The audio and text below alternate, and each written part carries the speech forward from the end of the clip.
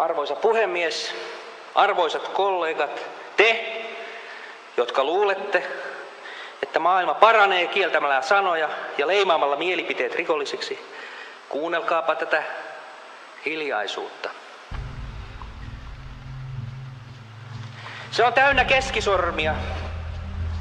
Se ei ole vihapuhetta. Se on aitoa puhetta vihaisilta suomalaisilta, kansalta, joka kokee, että sen johtajat ovat heidät pettäneet. Te vaaditte vastuullisuutta samalla kun luovutatte Suomen omaisuuden, metsät, maat ja yritykset vieraiden valtioiden omistukseen ja tuotte tänne muukalaisia maan ääristä elämää suomalaisten kustannuksella.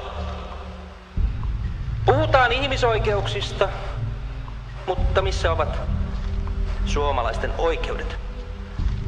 Niin kauan kuin nämä teidän ihmisoikeutenne polkevat Suomen kansan oikeuksia, ne ovat vääryyden asialla ja pahuuden edistäjiä.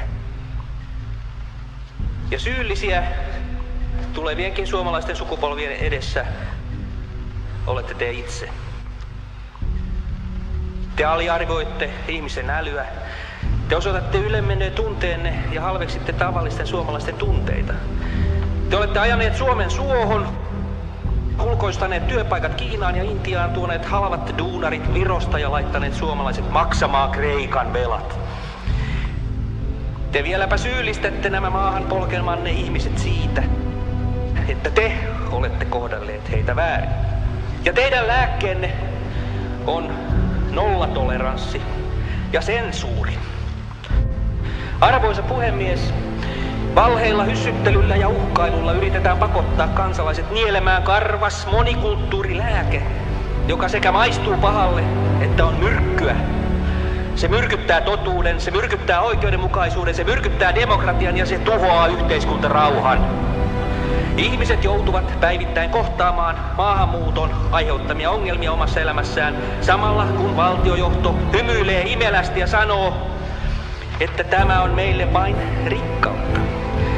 Kuka voi oikeasti luulla, että sensuuri lakaisee kärjistyvät asenteet maton alle?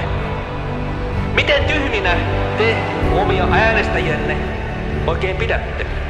Ja mikä vielä murheellisempi kysymys, miten halpa tämä maa teille on?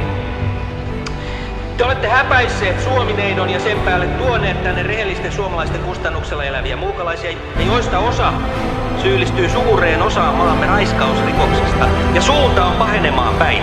Sen toteamiseksi ei tarvitse kuin vilkaista Ruotsiin ja Norjaan, jotka ovat ehtineet painua meitäkin syvemmälle suohon. Vihapuhe hysterialla on saatu aikaan se, että viranomaiset vaikenevat. Briteissä raiskattiin 1400 lasta, kun poliisit olivat hiljaa rasismisyytteiden pelossa.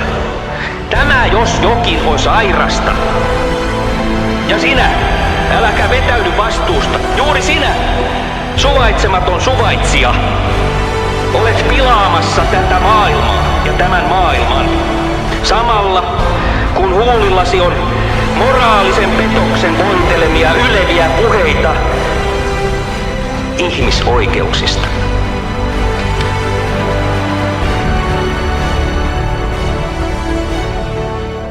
Miten halpa tämä maa teille